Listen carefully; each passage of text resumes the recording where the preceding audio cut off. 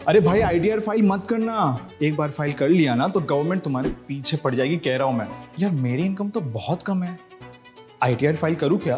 तू तो फ्रीलांसर है, तुझे आईटीआर भरने की क्या जरूरत? आईटीआर भरूं नहीं भरूं, छोड़ो यार, ये सब में कौन पड़ेगा। तो आखिर ये आईटीआर होता क्या है? आईटीआर यानी इनकम टैक्स रिटर्न्स। इसके नाम पे हमारे देश में ना एक मिथ फैक्ट्री चल रही है। मतलब कोई भी इंसान रैंडमली कुछ भी कह देता है, दूसरा इंसान इसे सुन के तीसरे इंसान को जाके बताता है, और ये जो सिलसिला है ना वो चलता रहता है, चलता रहता है, चलता रहता है। और प्रॉब्लम ये है कि इन मिथ्स की वजह से लोग आईटीआर फाइल नहीं करते या बिना वजह के पैनिक मोड में चले जाते हैं। तो इसलिए आज हम आईटीआर से जुड़े कुछ ऐसे ही मिथ्स को डिबंक करेंगे। क्या आईटीआर सिर्फ अमीर लोगों के लिए है? अगर आप सैलरी नहीं कमाते तो क्या आपको आईटीआर भरने की जरूरत है या नहीं? तो ऐसे कुछ सवालों के जवाब जानने के लिए इस वीडियो को आखिर तक देखिए। And I am pretty sure कि अगर आपने इस वीडियो को आखिर तक देख लिया तो आपका आईटीआर को देखने का जो नजरिया है ना वो बदल जाएगा। इनकम टैक्स रिटर्न्स या आईटीआर एक ऐसा प्रोसेस है जिसके थ्रू आप हर साल अपने इनकम और उस पर दिए गए हुए टैक्स डिटेल्स को गवर्नमेंट के साथ शेयर करते हो। ये ना सिर्फ आपके इनकम का एक रिकॉर्ड है, बल्कि इससे आपको साल भर में कटे हुए टैक्सेस का ना रिफंड भी मिल सकता है। लेकिन बहुत सारे लोगों के मन में इस प्रोसेस को लेके ना कई सवाल और कई मिसकंसेप्शन है। जब भी लोग एक सैलरी जॉब या 9 to 5 छोड़कर कुछ फ्रीलांसिंग करते हैं या बिजनेस करते हैं तो आपको लगता है that you are your own boss, right? अच्छे खासे पैसे आ जाते हैं, टाइम की भी कोई पाबंदी नहीं होती है। इन शॉर्ट बोले तो मजे ही मजे होते हैं। लेकिन फिर एक दिन अचानक से एक नोटिस आती है, फिर आपकी सारी खुशियां एक ही पल में ढेर हो जाती है। You are on the ITR defaulter list, क्योंकि आपने एक बार भी आईटीआर नहीं भरा। और फिर आप सोचने लगते हो कि आईटीआर तो बस सैलरीड लोगों के लिए होता है, मैं तो फ्रीलांसर हूं, मैं डिफॉल्टर कैसे हो गया? तो अगर आपकी इनकम मिनिमम टैक्सेबल लिमिट से ज्यादा है तो आपको भी आईटीआर फाइल करना पड़ेगा। तो मिनिमम टैक्सेबल लिमिट वो अमाउंट होता है जिससे टैक्स स्लैब की शुरुआत होती है। As of 2024 minimum taxable limit 3 lakh है।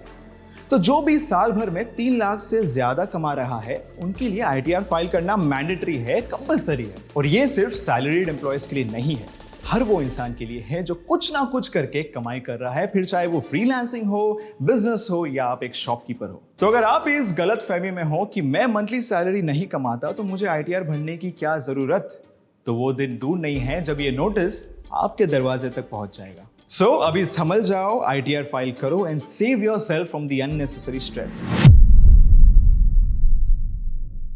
सोचिए आपकी पहली जॉब लग गई है, 1-2 साल भी हो गए, अब अच्छे खासे पैसे आ रहे हैं। फिर आपके मन में आता है कि चलो यार एक अफोर्डेबल कार खरीद लेते हैं, पेमेंट जो है वो ईएमआई से कर देंगे। फिर आप बैंक जाते हो कार लोन अप्रूव कराने के लिए और आपके सामने आती है डॉक्यूमेंट्स की एक लंबी लिस्ट जिसमें एक सेक्शन होता है प्रूफ ऑफ इनकम। और बस यहां आके ना आपकी इमेजिनरी गाड़ी रुक जाती है, बिकॉज आपके पास सैलरी स्लिप्स के अलावा कोई भी प्रूफ ऑफ इनकम नहीं है। और फिर आपको बड़े प्यार से कहा जाता है कि यू नो सर, आपका financial profile is not that strong actually, may be you can try next time. और इसकी वजह से आपका लोन अप्रूव नहीं होता। तो आईटीआर एक ऐसा डॉक्यूमेंट है जो आपकी फाइनेंशियल स्टेटमेंट्स को क्रेडिबिलिटी देता है। It is one of the most reliable proof of income document in India. तो चाहे आपकी इनकम 1 लाख हो या 3 लाख, आईटीआर फाइल करना सिर्फ आपकी जिम्मेदारी नहीं बल्कि आपके फाइनेंशियल फ्यूचर को सिक्योर करने का एक बहुत ही तगड़ा टूल है। और हाँ, ये सिर्फ लोन तक लिमिटेड नहीं है। कई बार आपने सोचा होगा कि यार चलो एक फॉरेन ट्रिप पे चले जाते हैं, लेकिन फिर वीजा एप्लीकेशन के टाइम पे सेम प्रॉब्लम, इनकम प्रूफ नहीं है। अब चलो सैलरीड एम्प्लॉय हो तो शायद जुगाड़ करके अपने कंपनी से लेटर भी ले आओगे, लेकिन what if you are a freelancer?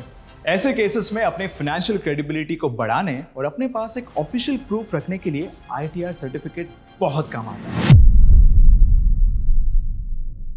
यार मेरे एम्प्लॉयर ने तो टीडीएस ऑलरेडी कट कर लिया है, तो मैं आईटीआर फाइल करके अपना वक्त क्यों बर्बाद करूं? जब आपके लाइफ का पहला पेचेक आपके हाथ में आता है तो आपने नोटिस किया होगा कि जितनी सैलरी तय की गई थी उसमें से कुछ कम है। आपने तुरंत एचआर से जाके पूछा होगा और फिर आपको पता चलता है कि टीडीएस क्या है। एक एडवांस टैक्स जो आपकी सैलरी या इनकम के सोर्स पे ही डिडक्ट कर लिया जाता है। आपकी कंपनी ये डिडक्शन करती है और फिर गवर्नमेंट को जाके जमा कर देती है। और वही आईटीआर फाइल करने का काम है आपकी एक्चुअल टैक्सेबल इनकम को डिक्लेयर करना और एग्जेम्पशंस या डिडक्शन क्लेम करना। अब सिंपल में कहा जाए तो टीडीएस सिर्फ एक एस्टिमेटेड टैक्स डिडक्शन है जो आपकी सैलरी से लिया जाता है बिना आपकी पर्सनल इन्वेस्टमेंट्स या एक्सपेंस को कंसिडर किए। तो चलो इसे एक एग्जांपल से समझते हैं। सोचिए आपकी सालाना इनकम है 6 लाख रुपए।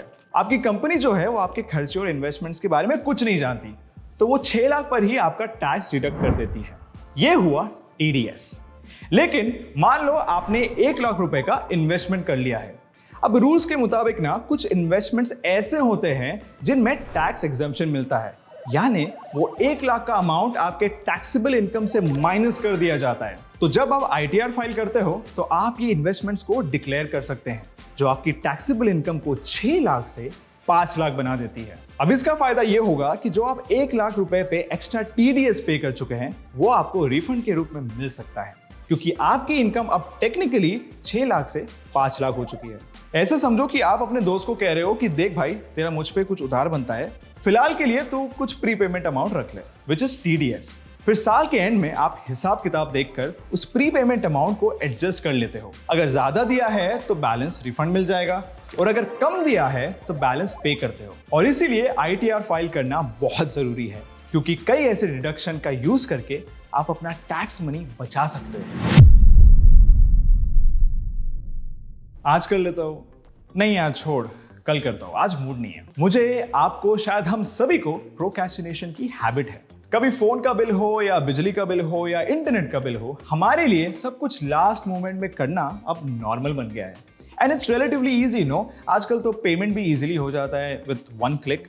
लेकिन जब बात आईटीआर फाइलिंग की होती है ना, तब ऐसे कल करूंगा वाला attitude is going to cost you money, क्योंकि इसमें 1 दिन का डिले यानी कि सीधे 5,000 रुपए की पेनल्टी, नुकसान ही नुकसान। और अगर आप बिजनेस चला रहे हो तो ये नुकसान जो है ना, ये दुगना हो जाता है, क्योंकि लेट फाइलिंग पर आप एक खास फायदा नहीं उठा सकते। मान लीजिए आप एक बिजनेस चलाते हैं, पिछले साल आपका 2 लाख का लॉस हो गया और इस साल 5 लाख का प्रॉफिट। लेकिन अगर आपने आईटीआर टाइम पे फाइल किया होता ना, तो आप पिछले साल के लॉस को इस साल के प्रॉफिट से एडजस्ट कर सकते हैं।